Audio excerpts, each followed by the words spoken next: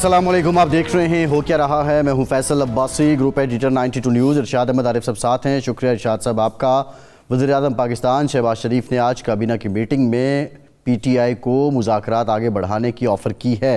वज़ीर-ए-आज़म शहबाज शरीफ ने ये कहा है कि मैं पार्लियामेंट की इन हाउस कमेटी बनाने के लिए तैयार हूँ और पाकिस्तान तहरीक इंसाफ के साथ नेक नियती और सिद्क़े दिल के साथ मुज़ाकरात जारी रखना चाहता हूँ।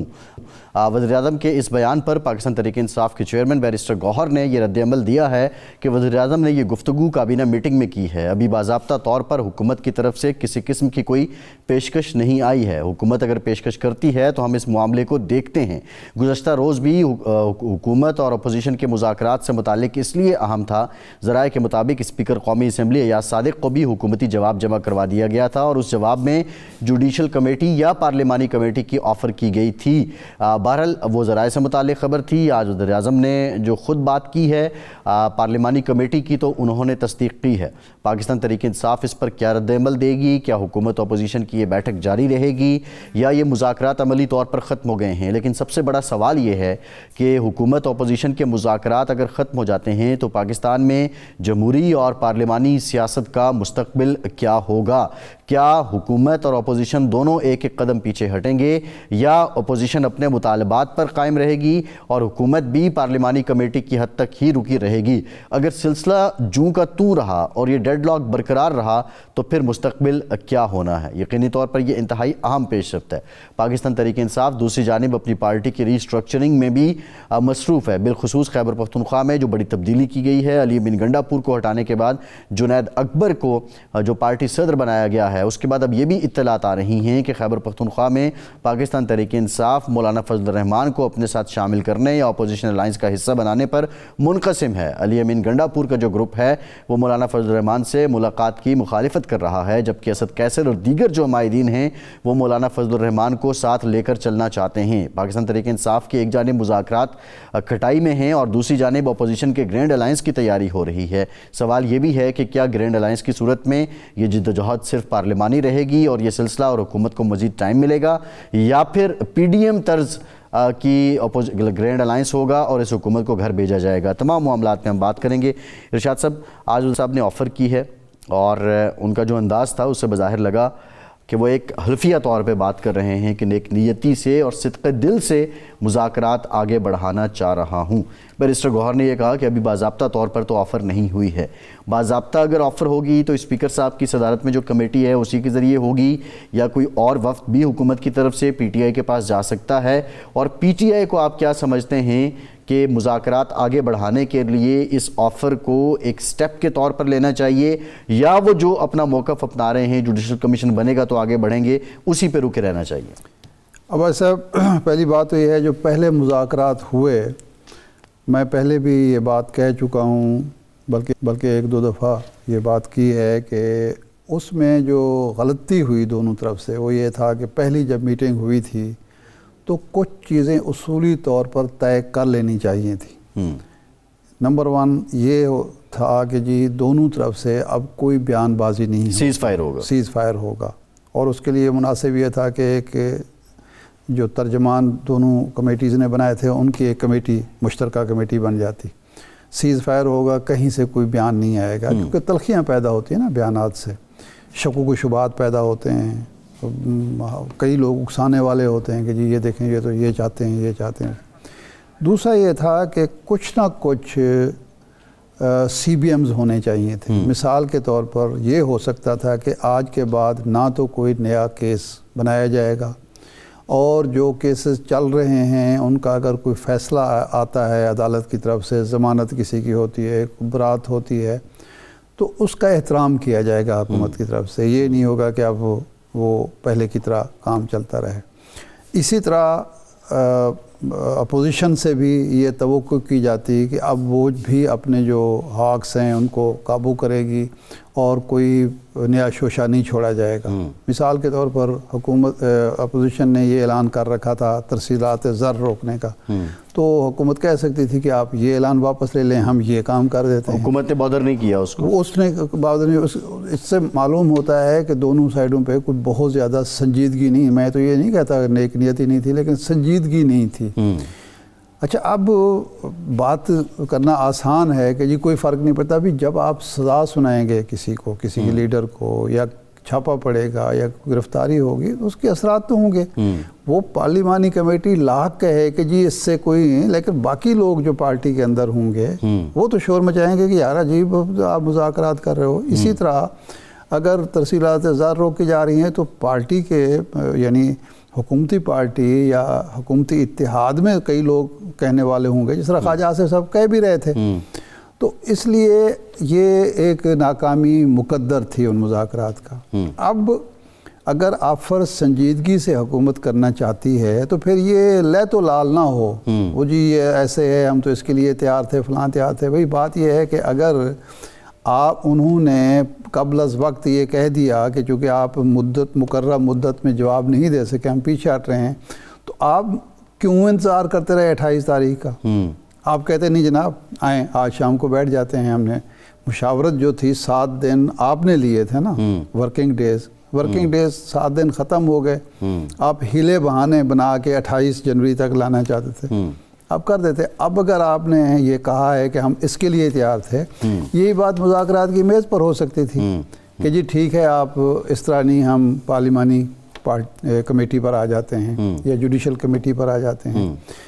تو دوسرا یہ ہے، اس کا پہلو جو ہے وہ حکومت سے بھی تعجب سے پوچھا جا سکتا ہے کہ حرج کیا ہے جوڈیشل کمیشن بنانے میں؟ اگر ایک چیز کی تحقیقات کرنی ہے، آپ دامن بالکل صاف ہے اور کرمنل ایکٹ اپوزیشن کر چکی ہے، تو جو جوڈیشل کمیشن بنے گا وہ یہی چیز بتائے گا نا۔ یہ جب بتائے گا تو آپ کو عوام کی تائید و حمایت بھی حاصل ہوگی۔ یہ گلے بھی پڑ سکتا ہے پی ٹی آئی کے گلے پڑ سکتا ہے۔ دیکھیں نا 2014 میں دھاندلی کا بنایا گیا تو اس نے اڑا کے رکھ دیا اور عمران خان صاحب کو ماننا پڑا، اور انہوں نے مانا کیونکہ منظم دھاندلی کا جو لفظ تھا وہ اس نے کہا کہ ساری کایا پلٹی، ٹھیک ہے نا۔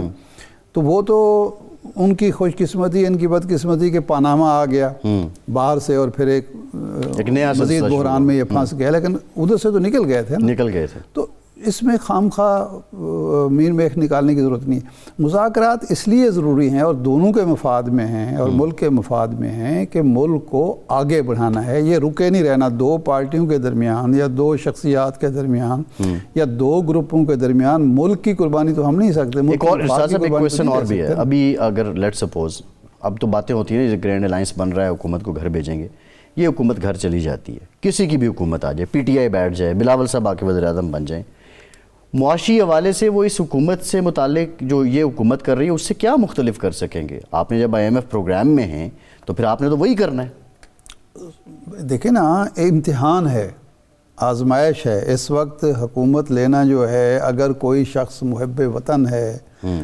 مخلص ہے، تو اس کے لیے یہ بہت بڑا امتحان ہے کہ ملک کے مفاد کو آگے بڑھانا ہے، اپنے مفادات کی قربانی دینی ہے، جو ناروا شرائط ہیں وہ نہیں ماننی، عوام کو ریلیف دینا ہے، کیسے دینا ہے، کیوں کر دیا جا سکتا ہے، یہ سارے سوالات ہر اس شخص کو فیس کرنے پڑیں گے جو حکومت اپنے گلے ڈالے گا، حکومت کا ڈھول اپنے گلے ڈالے گا، اس کو یہ ڈھول بجانا پڑے گا۔ تو یہ آزمائش ہے، امتحان ہے۔ اگر اس سے مل جل کر سارے نکلنے کی کوشش کریں تو کیا حرج ہے اس میں؟ ماضی کو چھوڑنا پڑے گا۔ مطلب یہ ہے کہ آپ کی انا، آپ کا ذاتی مفاد یا آپ کا جماعتی مفاد جو ہے وہ ان چیزوں سے ماورا ہے یا مقدم ہے، آپ اس کو مد نظر رکھ رہے ہیں۔ تو میرا خیال ہے مذاکرات، ان کو حکومت کو بھی سنجیدگی سے مذاکرات کی آفر کرنی چاہیے اور یہ یقین دہانی کرانی چاہیے ٹھوس قسم کی کہ جناب اب جو غلطیاں ہوئی ہیں یا جو شکایات آپ کو پیدا ہوئی ہیں وہ نہیں ہوں گی، اور اپوزیشن کو بھی یہ یقین دہانی کرانی ہے کہ اب ہم مذاکرات کی میز پر بیٹھیں گے تو نتیجہ خیز ہونے تک بیٹھیں گے، الا یہ کہ عوام کے سامنے آ جائے کہ کوئی ایک فریق جو ہے وہ بدنیتی کا مظاہرہ کر رہا ہے۔ شاہ صاحب، اسلام آباد میں یہ خبریں چل رہی ہیں اور جو رپورٹرز پی ٹی آئی کی بیٹ کور کرتے ہیں ہمارے صحافی دوست، ان کے مطابق ان کا یہ کہنا ہے کہ پاکستان تحریک انصاف نے بظاہر حکومت کے ساتھ مذاکرات اس لیے ختم کیے ہیں کہ بیک ڈور ان کے مذاکرات چل رہے ہیں۔ تاریخ دیکھتے ہوئے آپ کیا سمجھتے ہیں کہ ہم اس کو خارج سے امکان کہیں گے یا وہاں کوئی نہ کوئی بات ہو رہی ہوگی، لیکن اگر back door P T I کے مذاکرات کامیاب بھی ہو جاتے ہیں تو آپ نہیں سمجھتے کہ پولیٹیکلی وہ بہت بڑا اپنا جو کیپٹل ہے اس کو داؤ پہ لگا دیں گے؟ پہلی بات تو یہ ہے کہ میرا نہیں خیال کہ کوئی مذاکرات چل رہے ہیں. دیکھیں اگر بیک ڈور کوئی مذاکرات چل رہے ہوں نا، جب کہیں بھی چھوٹی سی چنگاری بھی ہو نا تو وہاں دھوئیں سے پتہ چل جاتا ہے کہ یہاں آگ لگی ہوئی ہے. یہاں ہمیں کوئی مظاہر نظر نہیں آتے جس سے اندازہ ہو کہ جی کوئی نہ کوئی ہو رہی ہے. مثال کے طور پر اگر جو بات چل رہی تھی کہ جی مذاکرات جو انڈر ہینڈ چل رہے ہیں، پس پردہ چل رہے ہیں، وہ جناب علی امین گنڈا پور چلا رہے ہیں یا بشرا بی بی چلا رہے ہیں. یہ دو نام تھے. تو بشرا بی بی دوبارہ جیل تو نہ جاتی، علی امین تو اب علی امین گنڈا پور سے صدارت تو واپس نہ لی جاتی نا. اس سے تو اندازہ یہی ہوتا ہے کہ ایسی کوئی بات نہیں ہے. ہاں انٹل انلیس کہ وہ اتنے گہرے مذاکرات ہیں اور اتنی گہری پلاننگ ہے کہ اس کے شواہد بھی کہیں نظر نہیں آ رہے، کچھ دھواں بھی نظر نہیں آ رہا، اور ایسے اقدامات کر کے ان کو جو ہے ان پر ان کی پردہ داری کی جا رہی ہے کہ جس سے لوگوں کو بالکل الٹا تاثر ملے.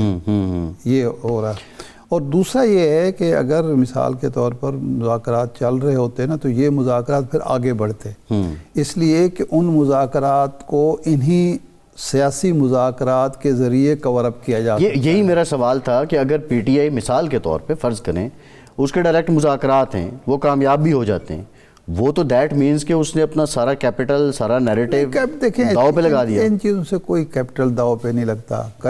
داؤ پہ لگتا ہے آپ کی جو پرفارمنس ہوتی ہے، بری پرفارمنس ہوتی ہے، یا آپ اپنا بالکل نیریٹیو جو ہوتا ہے عوام کے نظروں میں آپ گر جاتے ہیں. ان چیزوں سے دیکھیں اگر ایک پارٹی جو ہے، اس کی میں مثال دیتا ہوں نا، بینظیر بھٹو صاحبہ جب آئیں 88 میں تو بہت ساری چیزیں ہمارے سامنے ہیں.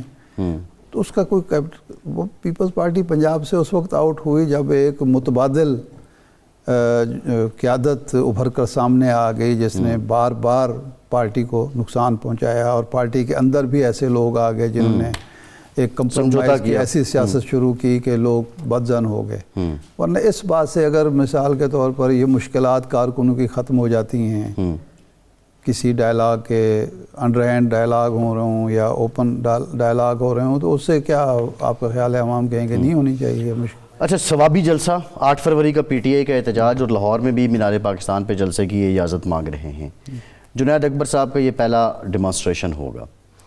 علی امین پور کو ایج یہ تھا کہ ایک وہ سیاسی خاندان کے خانوادے بھی تھے، پھر وزیر اعلیٰ تھے، پھر پہلے منسٹر رہے. تو کے پی کے میں پاکستان تحریک انصاف کا کوئی بھی جو ایم پی ہے یا ایم این اے ہے وہ علی امین گنڈا پور سے واقف تھا، ذاتی ملاقاتیں تھیں، سب کے ساتھ تعلق تھا. جنید اکبر کی وہ رونمائی نہیں ہے، اب نئے ہیں. 8 فروری کے احتجاج کی کال پہلے سے پی ٹی آئی نے دے رکھی تھی. آپ سمجھتے ہیں کہ جنید اکبر کوئی تسلی بخش کارکردگی دکھا سکیں گے، یا یہ جو ایڈوانس ڈھول ان کے گلے میں پڑا تھا اب ان کو بجانا ہے ہر صورت؟ اس کے دو پہلو ہیں. نمبر 1 تو یہ ہے کہ کیا کے پی کے میں جو ورکر ہے پی ٹی آئی کا وہ انٹیکٹ ہے اور وہ پرجوش ہے. کیونکہ اگر تو وہ جو ہجوم اکٹھا ہوتا تھا وہ علی امین کی ذاتی قد و کاوش سے ہوتا تھا، یا وہ پیسہ خرچ کرتے تھے اپنا یا حکومتی مشینری کی سہولت ہوتی تھی، اس کی وجہ سے تھا، تو پھر تو ایک بہت بڑا امتحان ہوگا. لیکن اگر وہ پارٹی کا ورکر اسی طرح پرجوش ہے جس طرح وہ ہمیں 8 فروری کو نظر آیا ہے، اس سے پہلے آیا یا بعد میں بھی نظر آیا ہے، وہ اسی طرح سے ہے، تو عین ممکن ہے کہ وہ اس سے بہتر پرفارم کر سکیں یا رزلٹ دے سکیں. کیونکہ علی امین گنڈا پور بہرحال وزیر اعلیٰ کے طور پر ان تک رسائی اتنی آسان نہیں تھی جتنی جنید اکبر کے لیے ہوگی. ایک بات. دوسرا یہ ہے کہ جنید اکبر جو ہے وہ ان کارکنوں میں ہے جن کے بارے میں ہے کہ انہوں نے بڑی قربانی دی، جیل سے یہ کیا وہ کیا، تو اس کی وجہ سے بھی ظاہر بات ہے. اصل مسئلہ یہ ہے کہ کیا وہ موبلائز کرنے میں کامیاب ہوتے ہیں. موبلائز کرنے کے لیے ان کو محنت بھی کرنی پڑے گی، ان کے پاس وسائل بھی ہونے چاہیے. ظاہر ہے ایک ہفتہ ہے ان کے پاس، ایک ہفتے میں وہ کم از کم ہر ڈویژن اور ہر ڈسٹرکٹ میں تو پہنچے نا، اور پھر ان کے ساتھ جو مخالفین بھی ہوں گے وہ کتنا تعاون کرتے ہیں. اب پھر گروپنگ بھی ہے. ہاں وہ میں وہی کہہ رہا ہوں نا کہ وہ ان سے تعاون کریں گے، اس کو کامیاب کرنا چاہیں گے، تماشبینی کریں گے، تماشا دیکھیں گے یا ناکام کرنے کی کوشش کریں. 3 چیزیں ہوتی ہیں نا، ایک ہوتا ہے چپ کر کے بیٹھ جاتا ہے کہ چلو جی کر لو جو کچھ ہے میں، ایک ہے کہ ناکام کرنا ہے ہم نے اس کو، ایک وہ ہوتا ہے کہ لوگ کہتے ہیں. اب یہ کمٹمنٹ جو کاز کے ساتھ ہے یا خان کے ساتھ لوگوں کی ہے یہ نظر آئے گی، اور اس کا اظہار ہوگا اس دن جب یہ جلسہ ہوتا ہے. عالیہ حمزہ کے لیے کتنا بڑا چیلنج ہے؟ دیکھیں عالیہ حمزہ کا انتخاب پارٹی نے جیسے بھی کیا، ان کی بڑی قربانی ہے. پنجاب کی تو انہوں نے ناک جو ہے وہ رکھی ہے اور عزت رکھی ہے ان لوگوں نے، جن لوگوں نے، ورنہ تو یہ تھا کہ برگر پارٹی ہے. ورنہ مادر صاحب ٹویٹ کر دیتے تھے نکلتے نہیں. اس نے بڑی خدمات ہیں پارٹی کے لیے اور وہ محنت بھی وہ کرتی ہیں، لیکن بہرحال ایک خاتون ہونا ان کا، پھر وسائل کی بات یہاں بھی ہے. وسائل ان کے ہاں یہاں تو حکومت بھی مخالف ہے. ایک یعنی آپ نے حکومت کی مخالفت کا بھی سامنا کرنا ہے اور مقدمات کا بھی سامنا کرنا ہے. ظاہر ہے کئی جگہ ان کے خلاف بھی مقدمات ہیں، پیشیاں بھی بھگتنی ہے نا ساتھ ساتھ انہوں نے. پارٹی بھی چینلائز اور پارٹی چینلائز کرنی ہے، اور جن لوگوں کی جگہ وہ لے رہی ہیں ان سے بھی مقابلہ خوش نہیں ہوں گے نا. تو جنید اکبر کے مقابلے میں عالیہ حمزہ کی آزمائش زیادہ ہے، مسائل زیادہ ہیں، مشکلات زیادہ ہیں، اور ایک امتحان ہوگا ان کے لیے بھی، اور جنہوں نے ان کو جس کا وہ حسن انتخاب ہیں بانی پی ٹی آئی کا، ان کا بھی یہ ہوگا کہ دیکھیں وہ اس امتحان میں کیسے کامیاب ہوتے ہیں. صحیح ہے. سندھ سے خبریں آ رہی ہیں، منظور وسان صاحب خواب دیکھا انہوں نے پھر، اور انہوں نے کہا کہ اگر مراد علی شاہ صاحب وزیر اعلیٰ نہ رہے تو فریال تالپور صاحبہ وزیر اعلیٰ ہوں گی. یہ خواب کوئی حقیقت کے قریب ہے؟ نہیں، آج زرداری صاحب ارادہ کر لیں تو یہ خواب حقیقت ہی حقیقت ہے. نہیں وہ تو بات ٹھیک ہے، وہ میرے خیال ان کو چاہیے تھا کہ فریال صاحبہ ہوں گے یا آصفہ صاحبہ ہوں گے. آصفہ بھی تو ہے نا. وزیر اعلیٰ کے لیے کوئی ایج بریکٹ نہیں ہے 35 ایئرس کی؟ کوئی میرے خیال وہ گورنر کے لیے ہر ایم پی اے جو ہے، ہر ایم پی اے جو ہے وہ وزیر اعلیٰ بن سکتا ہے، لیکن وہ ایم این اے وزیر اعظم بن سکتا ہے. یہ صدر کے لیے عمر کی جو قید ہے نا، وہ صدر مملکت کے لیے ہے. مراد علی شاہ صاحب تیسری بار وزیر اعلیٰ ہیں قائم علی شاہ صاحب کے بعد. ایک تو ماشاءاللہ آپ کی سادات برادری سندھ میں خصوصی طور پہ جو ہے وہ فضل سید باصلاحیت ہوتے ہیں بھائی. سید جو ہیں وہ، اس میں تو کوئی دو رائے نہیں ہے ارشاد صاحب. یہاں آپ دیکھیں کہ جتنی دفعہ قائم علی شاہ صاحب وزیر اعلیٰ بنے ہیں، کوئی اور بنا ہے، نواز شریف بھی نہیں بن سکے. قائم علی شاہ صاحب ماشاءاللہ ابھی بھی فٹ ہیں، اور وہ واحد شخص تھے جنہوں نے آئین پاکستان جس اسمبلی نے بنایا تھا اس میں بھی موجود تھے، اور آج بھی اسمبلی میں موجود ہیں، اور وہ خدا اور ان کی عمر دراز کرے. لیکن میرا سوال یہ ہے کہ کیا مراد علی شاہ پیپلز پارٹی کے پوسٹر بوائے بنے ہیں، پوسٹر مین بنے ہیں؟ تیسری وزارت اعلیٰ ہے اور وہ پوسٹر بوائے نہیں بن سکے.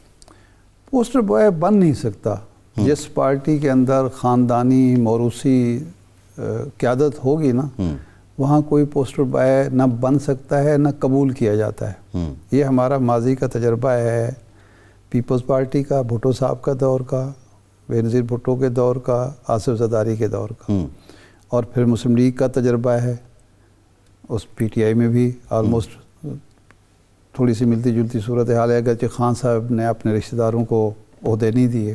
یہ حقیقت ہے، ماننا چاہیے اس کو. وہ یہ ہے کہ جو رشتہ دار ویسے ہی مخالف ہوئے ہیں. ہاں آدھے تو خیر نہیں ہے، کچھ مخالف بھی ہیں، لیکن جو حامی ہیں ان کو بھی کوئی دیا تو کچھ نہیں ہے نا.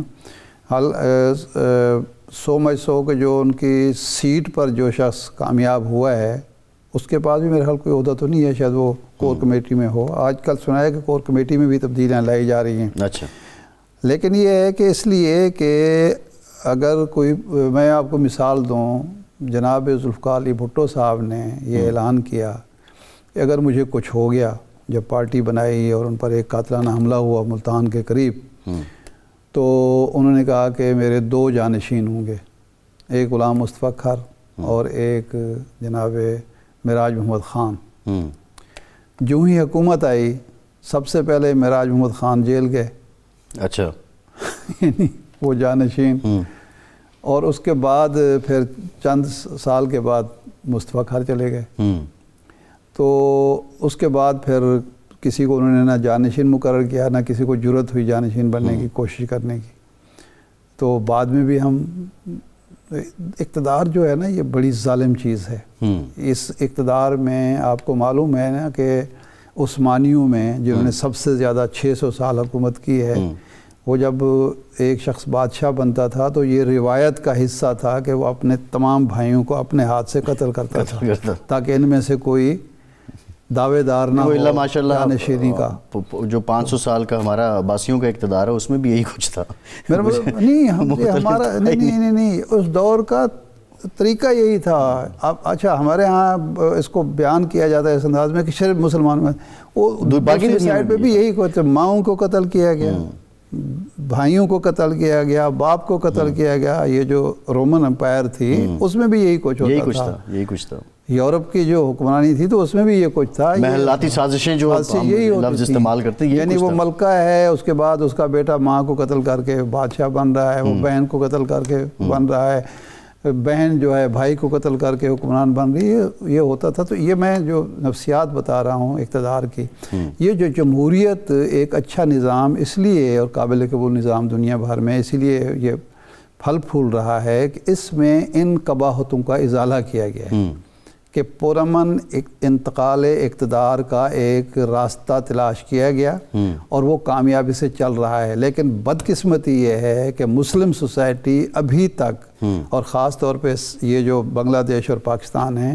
یہ سمجھنے کے لیے تیار نہیں ہے کہ جناب پرامن انتقال اقتدار، عوام کے مینڈیٹ کا احترام کتنی بڑی نعمت ہوتا ہے کسی ریاست کے لیے، کسی معاشرے کے لیے، کسی قوم کے لیے۔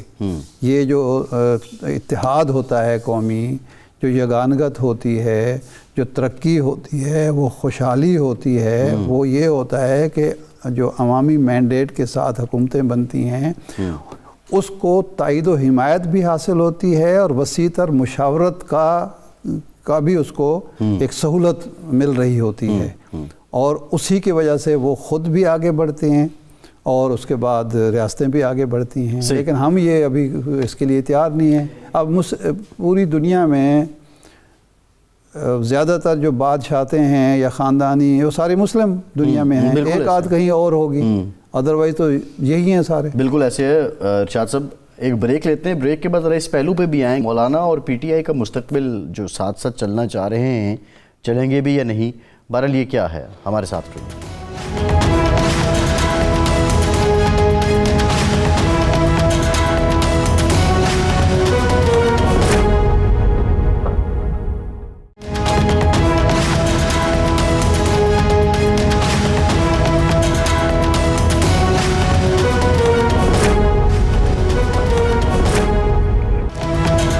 بریک کے بعد ایک بار پھر سے آپ کا خیر مقدم کرتے ہیں۔ ہمیں جوائن کیا ہے پاکستان کے نامور قانوندان اور پاکستان تحریک انصاف کے رہنما ابوذر سلمان نیازی صاحب نے۔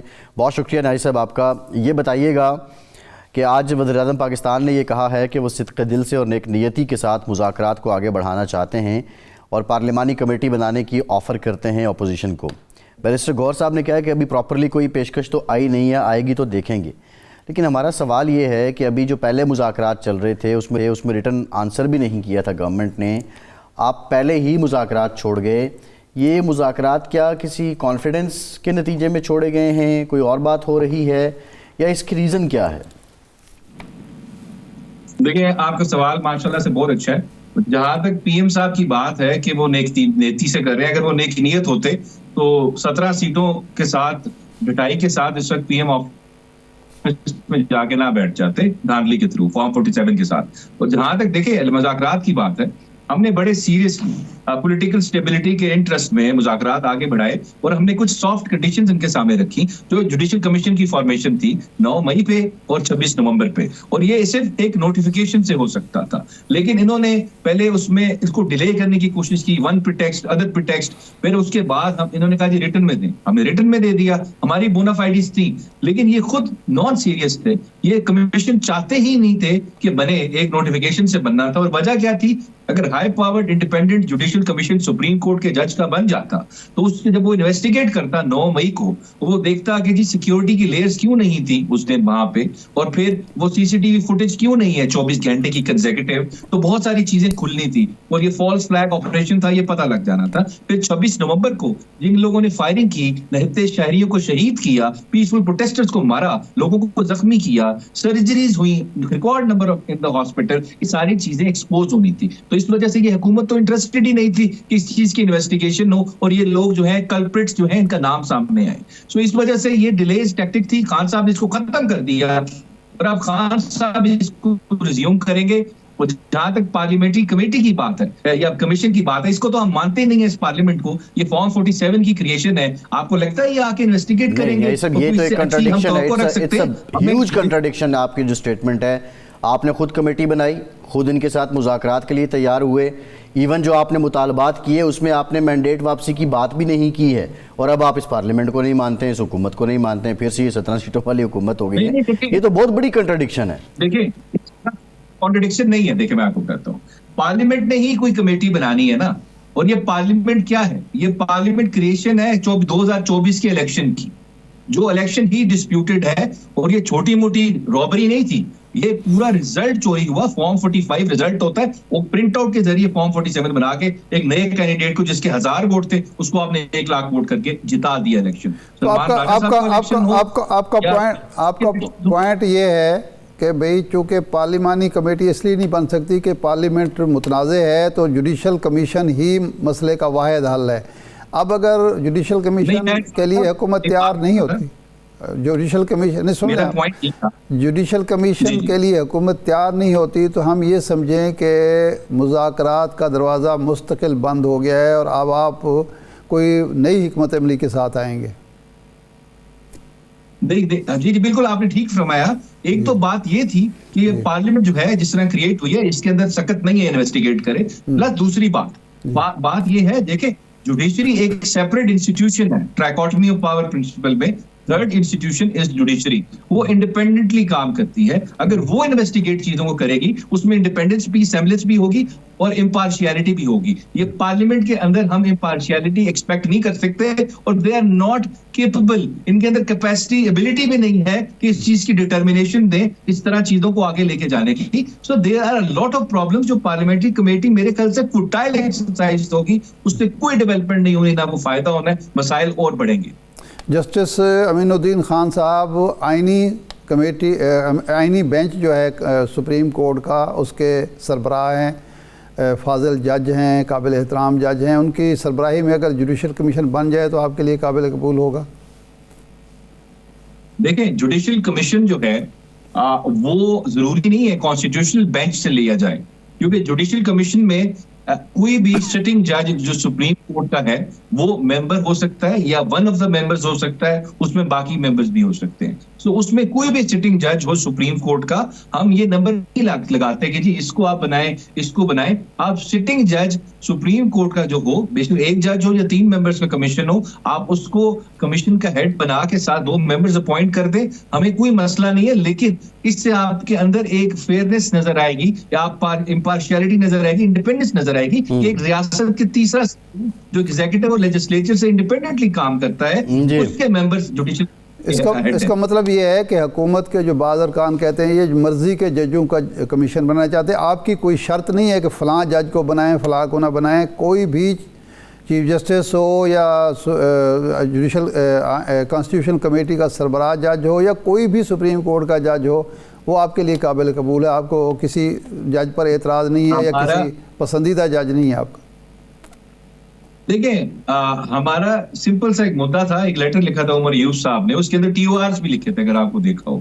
اگر ان TORs کے ایمبٹ کے اندر رہ کے इन्वेस्टिगेशन होती है, इंक्वायरी होती है, एविडेंस कलेक्ट होती है। फॉर इंस्टेंस 9 मई वाले इंसिडेंट की होती है, उसमें अगर जिस दिन वो 24 घंटे की सीसीटीवी फुटेज मांगी गई और लोगों को आइडेंटिफाई किया गया, जो नामालूम लोग आके आग लगा के चले गए, वो सारी चीजें आइडेंटिफाई होती हैं। जो लोग फायरिंग कर रहे थे 26 नवंबर को फॉर इंस्टेंस, ये सारी चीजें अगर होंगी टीओआर के मुताबिक इन्वेस्टिगेट होंगी तो आपके सामने सच आ जाएगा, जो हम चाहते हैं।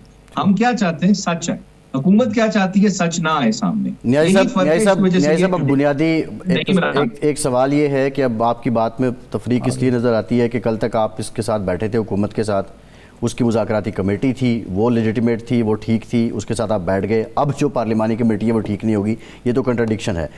लेकिन अब जो आपकी पार्टी के अंदर नहीं, पार्लिमानी कमेटी और चीज़ है, मुज़ाकराती कमेटी अलग चीज़ है। ठीक है जी, आगे बढ़ते हैं। हमारे कमीशन अपॉइंट करने के लिए वो कमीशन अपॉइंट करने के लिए बैठ रहे हैं, वो कोई डिटर्मिनेशन नहीं दे रहे as members of the government committee. सही है, डिटर्मिनेशन जज ने देनी है, जो मेंबर होगा कमीशन। जी सही। अच्छा ये बताएं, इसमें ये बताएं जी, अब ये बताएं न्याय साहब, ये बताइए कि जो जुनैद अकबर साहब को आपने लगाया है बानी पीटीआई ने, और अली अमीन गंडापुर साहब को सदारत से हटा दिया है, क्या रीजंस क्या हैं? जुनैद अकबर को क्यों लाया गया है? एक तो जवाब दिया जा रहा है कि जो ऑफिशियल ओहदे हैं, जो गवर्नमेंट के ओहदे हैं वो अलहदा होने चाहिए, और जो पार्टी ओहदे हैं वो अलहदा होने चाहिए। चलिए इस हद तक भी मान लिया जाए, लेकिन असल बात क्या है कि दोनों ओहदे रखने के बावजूद अली अमीन गंडापुर से इत्मीनान क्यों नहीं हो सका बानी पीटीआई को? देखिए, जाहिरी बात है, ये बात जो है इसमें बड़ा वजन है। जो आप कह रहे हैं कि एक तो ये वजह है, वजह वही है।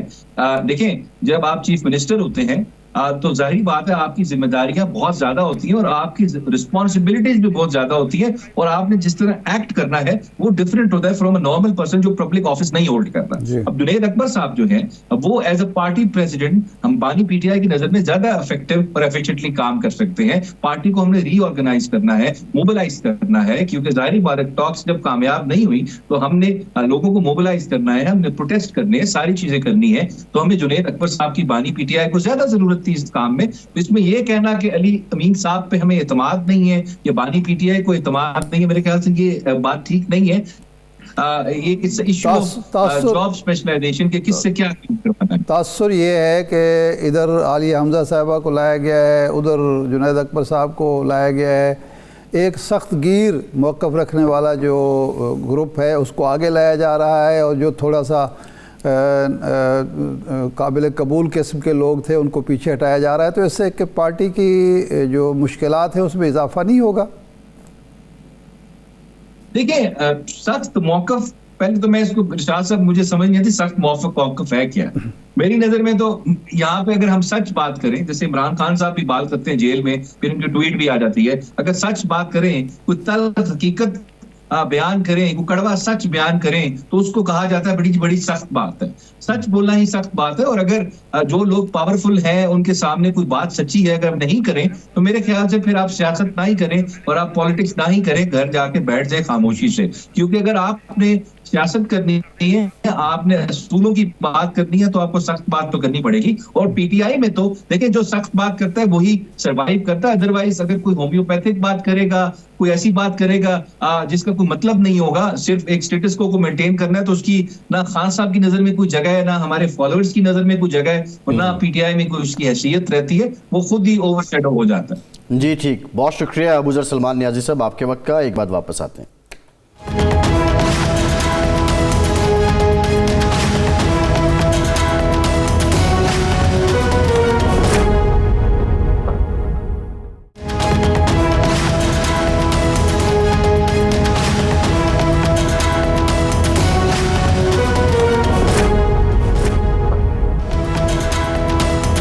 के बाद एक बार फिर से आपका खैर मकदम करते हैं। हमें ज्वाइन किया है पाकिस्तान पीपल्स पार्टी के सीनियर रहनुमा क़मर ज़मान कायरा साहब ने। कायरा साहब शुक्रिया आपके वक्त का। कायरा साहब, वज़ीर-ए-आज़म पाकिस्तान ने आज काबीना से खिताब करते हुए कहा है कि वो मुज़ाकरात को आगे बढ़ाना चाहते हैं, सिद्क़ दिल से और नेक नियति से ऑफ़र करते हैं पीटीआई को कि पार्लिमानी कमेटी बना देते हैं। क्या पार्लिमानी कमेटी उनकी डिमांड जुडिशल कमीशन की है, ये एक मुनासिब ऑफ़र है? और दूसरा, अभी तक जो मुज़ाकराती कमेटी है वो भी कोई ठोस जवाब नहीं दे पाई अपोजिशन को, इसकी क्या वजह है? میرے خیال میں مذاکرات کمیٹی کو جواب دینے کا موقع ہی نہیں آیا، کیونکہ اپوزیشن نے خود ہی جواب دے دیا. انہوں نے 7 دن کا ٹائم دیا اور تیسرے دن کہا کہ جی ہمیں تو مسلم لیگ کے فلاں فلاں فلاں بندے کی ہم نے گفتگو سنی ہے اور ہمیں سمجھ آئی ہے کہ اس سے کچھ حاصل نہیں ہے، لہذا مذاکرات ختم.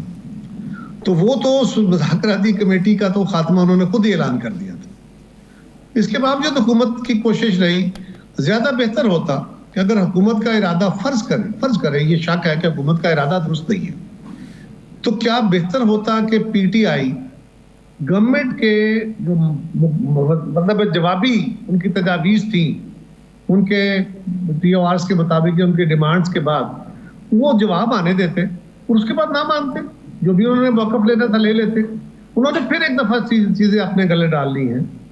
اب آپ اور میں سارا ملک یہ سوچ رہا ہے کہ یار چلے حکومت بڑے دل کا مظاہرہ کرے، حکومت کو آگے بڑھنا چاہیے، اپوزیشن اگر نہیں بھی کر رہی تو کیا فرق پڑتا ہے، آپ مان لینا بات.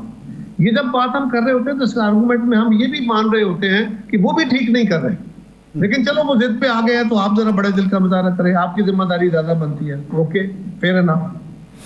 اب سوال یہ ہے کہ وہ مانگ کیا رہے ہیں. وہ کہہ رہے ہیں کہ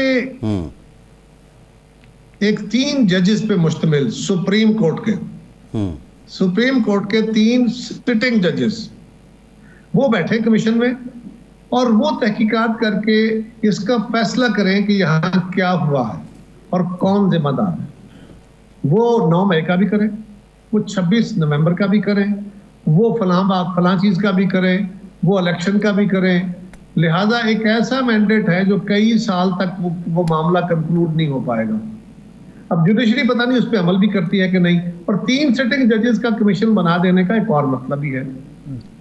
اب آپ نے کرنا کیا ہے، حکومت کی طرف سے جائز ہے ناجائز ہے صحیح ہے نہیں ہے ایک طرف رکھتے ہوئے ایک ایلیگیشن ہے کہ آپ نے 9 مئی کو، آپ نے 26 نومبر کو، آپ نے فلاں موقع پہ یہ حرکت کی ہے جو کہ قانون کے زمرے میں آتا ہے، یہ کرمنل اوفینس ہے.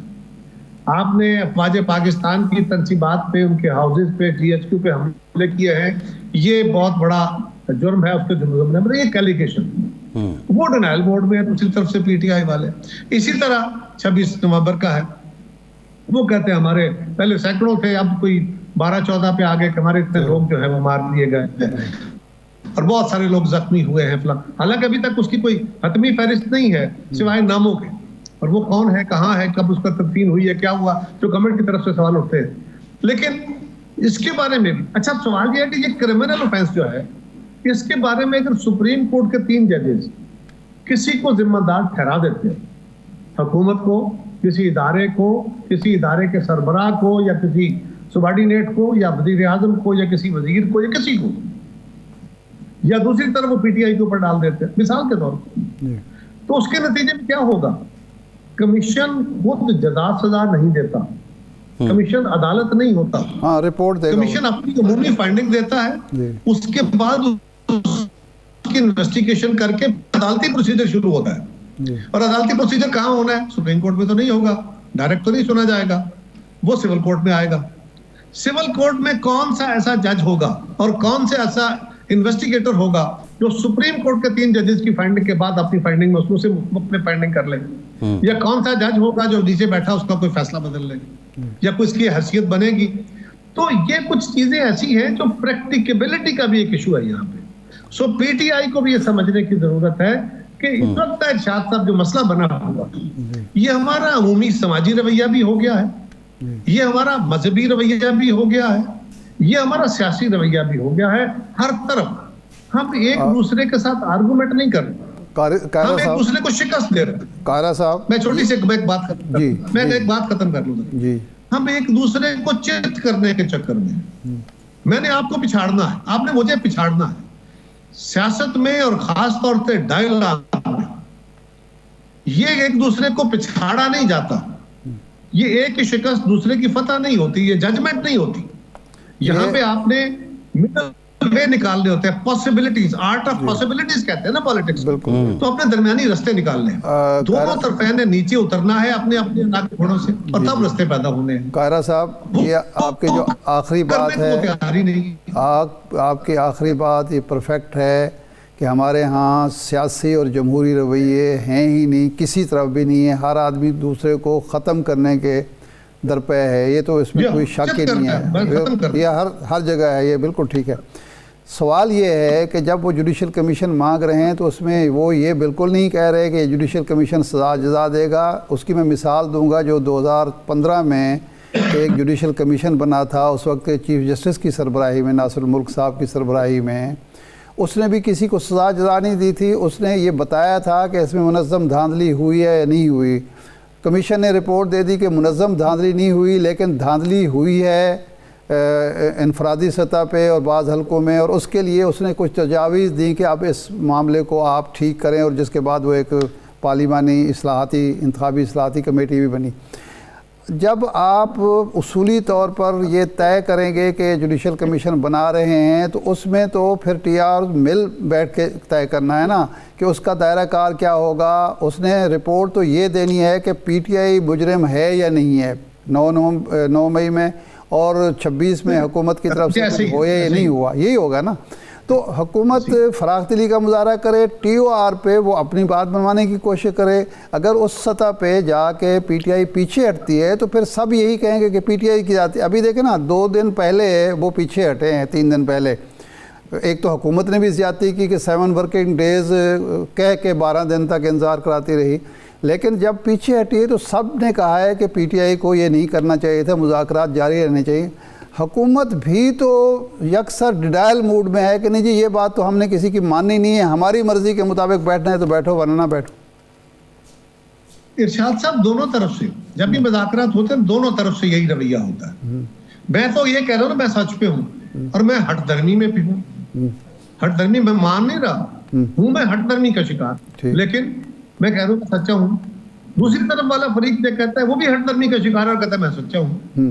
اب دونوں نے اپنے اپنے سچ اپنے مطالبے رکھ کے بیٹھنا ہے، اس کے اوپر ڈسکشن کرنی ہے۔ ہمیشہ جب مذاکرات ہوتے ہیں ایسے ہوتے ہیں، دونوں فریقین اپنے اپنے ہارڈ لائنز پہ کھڑے ہوتے ہیں۔ میرا تجربہ کی دور میں بھی میں کئی مذاکرات کے عمل میں شامل رہا، اور میں نے جو سنا پڑا ہے وہ بھی کہ آپ اپنے اپنی جگہ پہ کھڑے ہو کے چلتے ہیں اور پھر آہستہ آہستہ سافٹ ہو کے مڈل وے نکالتے ہیں پریکٹیکیبلٹی کے حوالے سے۔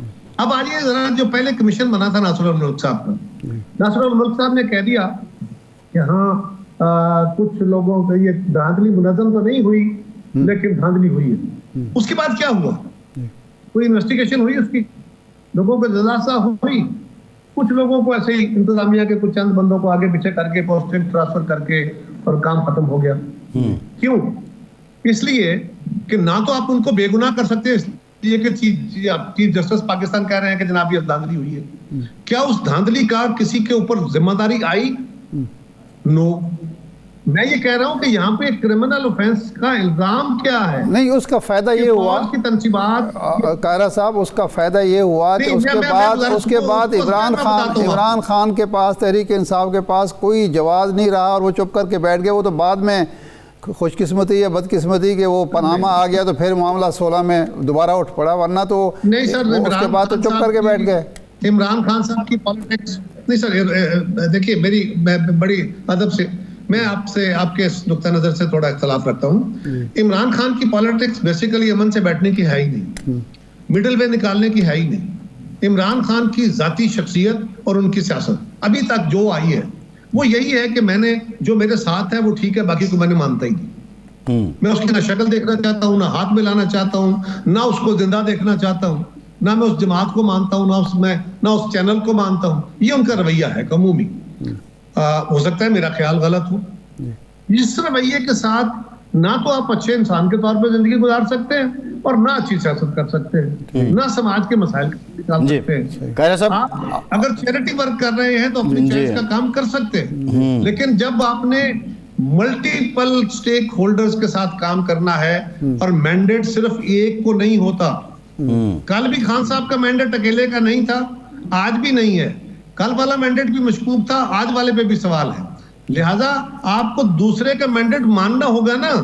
لڑ کے پیپلز پارٹی مسلم لیگ یہی کرتی ہے۔ لیکن قاہرہ صاحب، آپ دانا آدمی ہیں اور سیاسی تجربہ آپ کا ہو یہ رہا ہے کہ پی ٹی آئی یا عمران خان پاپولیرٹی انجوائے کر رہے ہیں حکمران طبقہ آپ کا اتحاد جو ہے وہ حکومت انجوائے کر رہا ہے، پبلک اور پاکستان جو ہے اس کی سزا بھگت رہا ہے اس ڈیڈ لاک کی.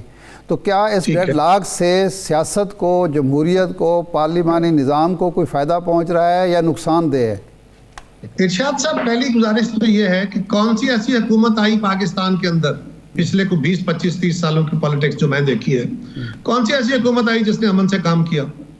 کبھی اس کے راستے میں رکاوٹ اور ڈیڈ لاک کریٹ کرنے میں عدالتیں سامنے آ گئی سپریم کورٹ میں، کبھی اسٹیبلشمنٹ کی طرف سے انٹرونشن ہو گئی، کبھی کسی طرح الیکشن کے اندر پرابلم آ گئے، کبھی وزیروں کے اوپر، کبھی وزیر اعظم گھر بھیج دیے گئے، کبھی ہمارے خلاف ہڑتالیں نکل آئی اور ڈیڈ لاک شروع ہو گئے اور سڑکوں کے اندر تالہ بندیاں شروع ہو گئی. تو کون سی ایسی حکومت آئی ہے جس نے امن سے کام کیا ہے؟ ایسے ہی حکومت اپنا کام کر رہی ہے، کاروبار چل رہا ہے، حکومت کے پارلیمان اپنا فنکشن کر رہی ہے. ٹھیک ہے، مثالی نہیں ہے، مثالی کب رہا ہے؟ یہ تو ہم ڈکلائن میں تو آلریڈی ہیں، ہمارے رویے اس طرح خراب ہیں. سو میرا سوال ہے کہ اگر آپ یوں دیکھیں کہ اس ڈکلائن سے ہمارا سماجی ڈھانچہ پگھل رہا ہے، نہ ہمارے مذہبی رہنماؤں کو اس کا خیال آ رہا ہے، نہ سیاسی رہنماؤں کو آ رہا ہے، نہ میڈیا کے رہنماؤں کو آ رہا ہے، نہ ہمارے اساتذہ کو آ رہا ہے. یہی تو میرا سوال ہے، اسٹیبلشمنٹ کو بھی نہیں آ رہا. قاہرہ صاحب یہی تو میرا سوال ہے نا کہ نقصان جو ہے اگر دیکھیں ایک چھوٹا سا میرا آرگومنٹ رہ جائے گا. آپ نے فرمایا عمران خان پاپولیرٹی انجوائے کر رہے ہیں. یس، ہی از ویری پاپولر مین، کوئی انکار نہیں ہے اس سے، بالکل. لیکن کیا میئر پاپولیرٹی کی بنیاد پہ اگر مثال کے طور پر اگر وہ غلطی کر رہے ہیں، اگر وہ بار بار ڈیڈ لاک کریٹ کر رہے ہیں، اگر وہ بار بار مذاکراتی عمل سے بھی انکار کرتے ہیں، تو پھر کیا ان کو اس بات کی اجازت دینی چاہیے؟ آپ یہ فرمائیے کہ اگر 2023 6 مئی کو 2 مئی 3 مئی 6 مئی مذاکرات ہو رہے تھے، 6 مئی کو فائنل مذاکرات ہوئے، طے ہو گیا کہ پورے ملک کے اندر الیکشن ایک دن ہوگا، طے ہو گیا کہ اسمبلیاں ڈیزالو کر کے ہم جو جون کی 30 تاریخ کو بجٹ پاس کریں گے جون میں، اور 30 کو اسمبلیاں ڈیزالو کر دیں گے. اس کے بعد سپتمبر اکتوبر میں الیکشن ہونا تھا. کس نے ودرا کیا؟ اچھا قاہرہ صاحب ایک سوال. جی قاہرہ صاحب دیکھیں یہ ضروری چیز ہے. اگر 9 مئی نہ ہوتا تو پاکستان کی سیاست میں جو اس وقت بھونچال آیا پڑا ہے اس کے جواز پیدا ہوتے. ہم جو ترلے کر رہے تھے، منتیں کر رہے تھے، گالیاں کھا رہے تھے عمران خان صاحب سے، اور اس لیے کر رہے تھے کہ ہمیں اندازہ تھا، ہمیں نظر آ رہا تھا سامنے کیا ہوگا. ان کو نہیں آ رہا تھا. قاہرہ صاحب ایک اور معاملہ ہے، علاج وہی ہے. جی ایک اور معاملہ ہے، بریف کمنٹ کر دیں. پیکا ایکٹ کی باضابطہ نوٹیفائی بھی اب ہو گیا ہے. صحافیوں سے صدر مملکت نے ملاقات کی اور یہ کہا کہ محسن نقوی صاحب آئیں گے، ان سے آپ کی ملاقات کروائیں گے، تب تک اس معاملے کو ہولڈ کیا جائے گا. جو صحافی رپورٹ کرتے ہیں کہ صدر مملکت نے وعدہ کیا لیکن اس کے بعد اس پہ پھر دستخط کر دیے گئے، تو یہ کمٹمنٹ کیوں پوری نہ ہو سکی؟ دیکھیے پہلی گزارش یہ ہے کہ پیپلز پارٹی گورنمنٹ کے ساتھ ہے. دونوں ایوانوں میں پیپلز پارٹی نے اس قانون کو پاس کیا ہے. اب اس صدر کے پاس بنیادی طور پہ اپنی جماعت کے پاس کرنے کے بعد وہ اخلاقی جواز رہتا نہیں ہے نا، کرنا کیا ہے. ہاں میڈیا کے نمائندوں کا یا میڈیا کی تنظیموں کا یہ سوال ہے کہ یہ آزادی صحافت کے خلاف قانون ہے یا اس میں کچھ شکیں ہیں، اس کے اوپر مشاورت ہونی چاہیے تھی، پہلے ہونی چاہیے، بالکل ہونی چاہیے تھی. میں اس بات کے ساتھ ہوں. نہیں ہوئی. اچھا اب وعدہ کیا نہیں ہوا تو کوئی یہ حتمی قانون تو نہیں بن گیا نا جی. اب مشاورت کریں گے، یعنی آپ کہہ رہے ہیں کہ اس میں ترمیم ہوگی، اس میں جو ہے وہ ترمیم ہوگی اور پیپلز پارٹی اس میں ساتھ دے گی. نہیں لیکن میں کچھ اور کہہ رہا ہوں، ترمیم ہو سکتی ہے، ہونی چاہیے جی ٹھیک ہے. لیکن سوال یہ ہے کہ کیا سوشل میڈیا جو کہ سوشل کی بجائے صحیح ہے. قاہرہ صاحب قطع کلامی کی معافی، ٹائم ہو گیا. بہت شکریہ آپ کا قمر بند. قاہرہ صاحب ارشاد صاحب آپ کا شکریہ. آج کے پروگرام سے اتنی اجازت دیجیے.